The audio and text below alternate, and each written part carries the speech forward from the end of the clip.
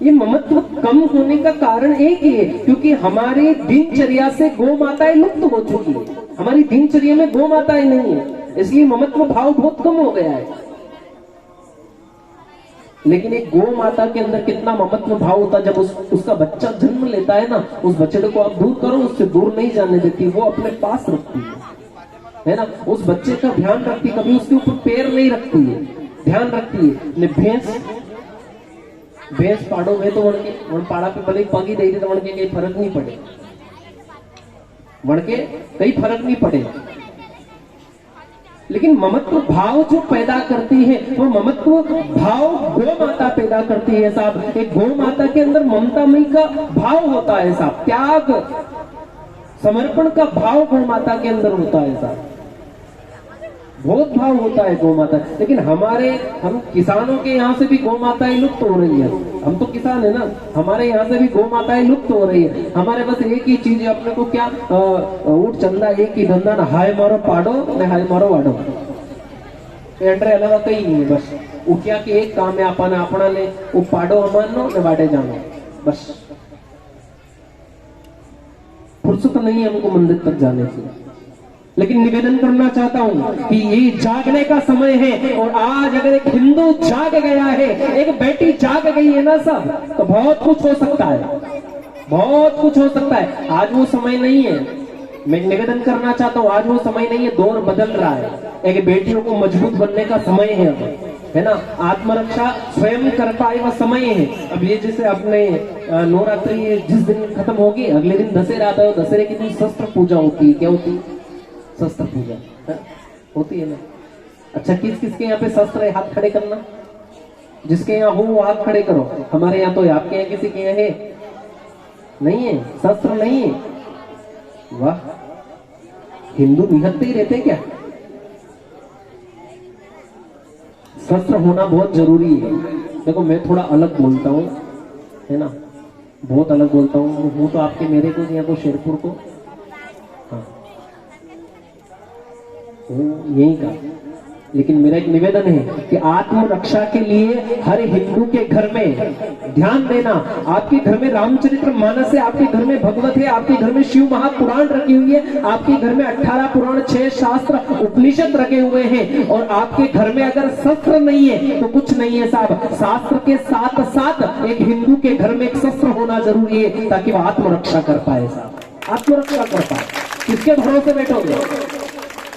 और बेटियों से निवेदन करना चाहूंगा, जितनी बेटियां यहाँ पर बैठी हैं, पहले तो एक तो ये तो हमारे गांव में तो बहुत अच्छा रहता है ऐसा कि गैर व्यक्ति का आना मना रहता है। लेकिन कहीं कहीं अभी आज मैंने देखा है तो कहीं उज्जैन में शायद बजरंग दल वालों ने गैर व्यक्ति को, बिना आधार कार्ड वाले व्यक्ति को, गैर समझ रहे हो, थोड़ा खुला बोल दूंगा पर गैर आप समझ आना, गैर हिंदू गर्भे पांडाल में पकड़ा गया और कुछ नहीं है। मैं बेटियों से निवेदन करना चाहूंगा कि आज का दौर जो चल रहा है ना, बोलना शायद यहाँ से उचित लगता है या नहीं लगता, लेकिन मेरी व्यासपीठ मेरे को इजाजत देती है, मेरे को इतना पता है कि वो परमिशन देती है। पर इतना कहना चाहूंगा कि बेटियां आज के जमाने में बच के रहना। ये जो चल रहा है ना, लव जिहाद का दौर चल रहा है, लव जिहाद का दौर चल रहा है।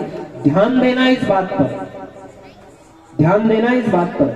आपके माता पिता ने आपके हाथ में मोबाइल दिया है ना, तो मोबाइल नहीं, आपके हाथ में उनका भरोसा दे दिया, विश्वास दे दिया है। विश्वास को तोड़ना नहीं है। ये लव जिहाद का दौर चल रहा है, कुछ नहीं हो सकता साहब, कुछ नहीं हो सकता है। प्रेम प्रेम सब कोई कहे और प्रेम न जाने कोई, और शीश काट कर हाथ धरे प्रेम कहावे सोई। साहब, ये जो चल रहा है ना, ये लव जिहाद चल रहा है, और आज की बेटी को इस चीज से बचना बहुत जरूरी है साहब। आज हमारे धर्म को इन दरिंदों से तकलीफ है साहब।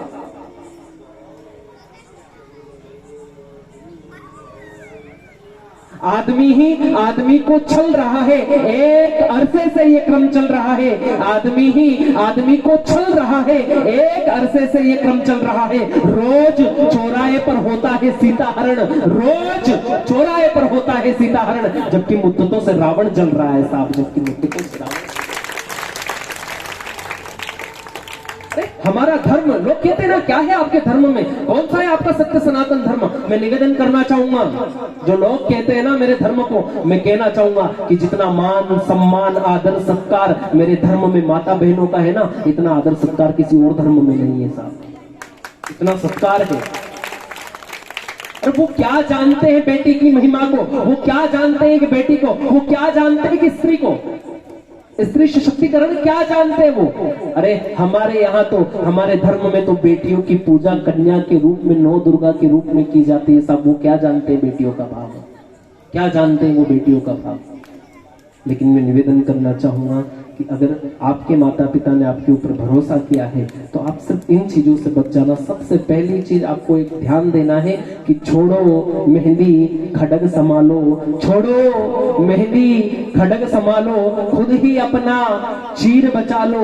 दूत बिछाए बेटा शकुनी, दूत बिछाए बेटा शकुनी, किसको क्या समझाओगे। सुनो द्रौपदी शस्त्र उठा लो, अब गोविंद न आएंगे। सुनो द्रौपदी शस्त्र उठा लो, अब गोविंद न आएंगे। आज की स्थिति में एक बेटी को झांसी की रानी बनने की जरूरत है ना। इतना ये नहीं लेना, असमंजस नहीं करना। मेरा तो एक मानना आत्मरक्षा। और मैं भी भाइयों से भी निवेदन करना चाहूंगा, आप बहन को रक्षाबंधन के दिन अगर उपहार में कोई वस्त्र देते हैं या कोई लाकर कुछ चीज देते हैं तो ठीक है आप दें, लेकिन एक काम करना, अब रक्षाबंधन के दिन आपकी बहन के हाथ में एक शस्त्र लाकर देना और उसको शस्त्र चलाने की शिक्षा देना, ताकि वह आत्मरक्षा स्वयं कर पाए। उपहार में शस्त्र देना, उपहार में शस्त्र दे। कारण कि हिंदू कई कौम हिंदू ऐसा भैया कि वो तो घर में हाथ निकले के तो वो लट भी पड़ोसी की मांगवा जावे, क्या है।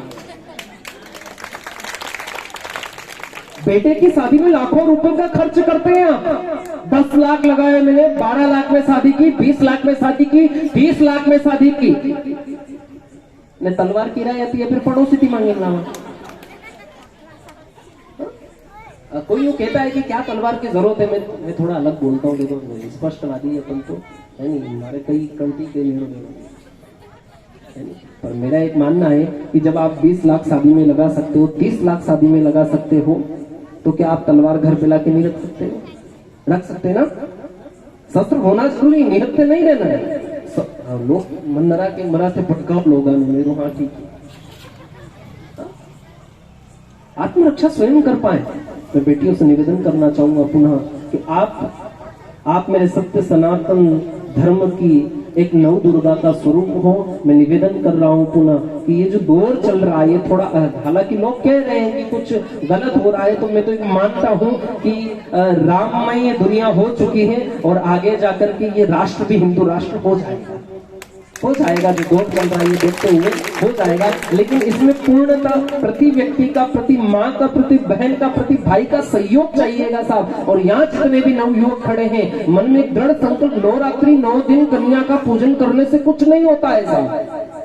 9 दिन इस कन्या का पूजन करने से, 9 दिन इसको जगदम्बा का स्वरूप मानने से कुछ नहीं होगा साहब। जीवन पर्यंत एक संकल्प लेना पड़ेगा। एक संकल्प, यहाँ नवयुवक खड़े जितने भी, वो एक संकल्प ले कि जब भी सुनसान रास्ते पर कोई बेटी, चाहे मैं ये नहीं कहता हूँ कि मैं मेरे धर्म की, मैं ये नहीं कहता हूँ, चाहे किसी अन्य धर्म की भी बेटी अगर सुनसान रास्ते पर अकेली मिल जाए ना, तो उसको घर तक छोड़ने की जिम्मेदारी एक नवयुवक ले। शायद ये मेरा धर्म कहता है, शायद यही मेरी भागवत कहती है, शायद यही मेरा रामचरितमानस कहता है साहब कि एक बेटी की सुरक्षा हो गई है ना, तो इन बेटियों की कमी नहीं आएगी। नहीं तो आज के जमाने में बेटियों की कमी आती है। माँ बाप इसलिए नहीं कतराते हैं कि वो बेटी को पाल पोस कर बड़ा नहीं कर सकते, वो कतराते तो इसलिए है कि इस कली काल में क्या मेरी बेटी सुरक्षित रहेगी या ना रहेगी। तो हिंदुओं से निवेदन है कि सिर्फ मेरे धर्म की नहीं, किसी भी धर्म की अगर बेटी सुनसान रास्ते पे आपको कहीं मिल जाए अकेले, तो उसको घर तक सुरक्षित छोड़ने की जिम्मेदारी एक हिंदू ले। शायद ये बेटी भी एक भाई के ऊपर भरोसा कर पाए साहब,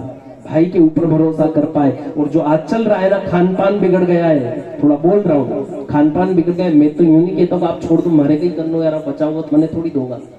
लेकिन मैं अतरे से एक बात कहूँ कि जना की खावा की भी आदत है, पीवा की भी आदत है। आप समझी ना, कलयुग आयो को बुद्धि हुई धर्म के हन, चरना मत घर घर फिरे ने दारू बिके दुकान। चल रहा है सब। लेकिन निवेदन करना चाहूंगा, जो पीते हैं खाते, मेरे को कोई लेना देना नहीं, मारे के उदाहरण बनाती लेनो नहीं। पर एक बात कहना चाहूंगा साफ स्पष्ट शब्द में कि जब आपके द्वारा गलत चीजें ग्रहण करके आप अगर घर में जाते हो और आपके घर में जाने के बाद आपकी बेटी ही आपको सुरक्षित महसूस नहीं कर पाती अपने आप को, तो ऐसा खाना पीना भी किस काम का है। आप आपकी बेटी निडर नहीं है आपसे, आपसे डर रही है आपकी बेटी। आपकी बेटी को डर लग रहा है आपके सामने आने से, ये गलत चीजें ग्रहण करके जब घर पे जाते हैं ना, तो बेटी डर रही है, आपकी पत्नी डर रही है साहब।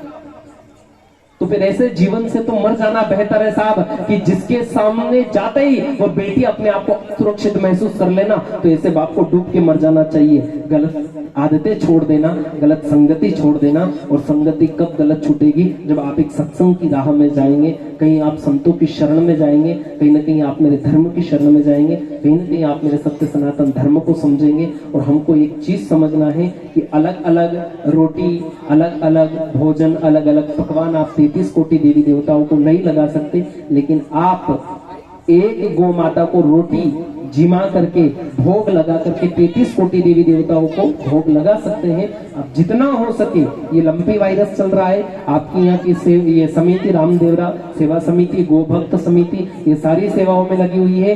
ठीक है, मैं ये नहीं कहता हूं कि आप दें, लेकिन जितनी सामर्थ्यता आपको दी है परमात्मा ने, ऐसा नहीं है कि किसी को नहीं दिया है, सबको दिया है कुछ ना कुछ। तो आपको जितना दिया, इस समिति का सहयोग जरूर करेगा, समिति का सहयोग, ताकि ये गौ माता, मैं देख रहा हूँ मतलब कहीं ना कहीं लगे हुए रहते हैं, सतत लगे हुए रहते हैं, कहीं ना कहीं सोशल मीडिया पे देख रहा हूँ, कहीं ना कहीं परस्पर बात होती है तो देख रहा हूँ, तो कहीं ना कहीं सतत लगे हुए हैं। तो आप तन से सेवा कर पाए तो तन से, मन से कर पाए तो मन से, और धन से भी, जिसको उस माँ ने सामर्थ्यता दी है और वो धन से सहयोग कर पाए, तो इन गो भक्तों का सहयोग करे, ताकि इस लंपी वायरस में पीड़ित गौ माता की सेवा ये गो भक्त कर पाए। एक बार जोरदार ताली समिति के लिए, एक बार जोरदार ताली नन्हे मुन्ने बच्चे जो इस धार्मिक आयोजन में सहभागिता ले रहे हैं, इनके लिए जोरदार ताली बजाइए। और मेरे शब्दों के द्वारा अगर कोई ठेस पहुंची हो, है ना, अब वो समय कम है, इतने में तो गला ही गर्म होता है ना, तो अगर कोई ठेस पहुंची हो मेरे शब्दों के द्वारा तो क्षमा चाहता हूँ, लेकिन थोड़ा बोलता कड़वा हो, क्योंकि आज का दौर थोड़ा अलग चल रहा है, वो मिट्टी मिट्टी चाशनी नहीं लगे मरती है। बस बच जाना, समझ जाना, माँ बाप से बढ़कर दुनिया में कुछ नहीं है।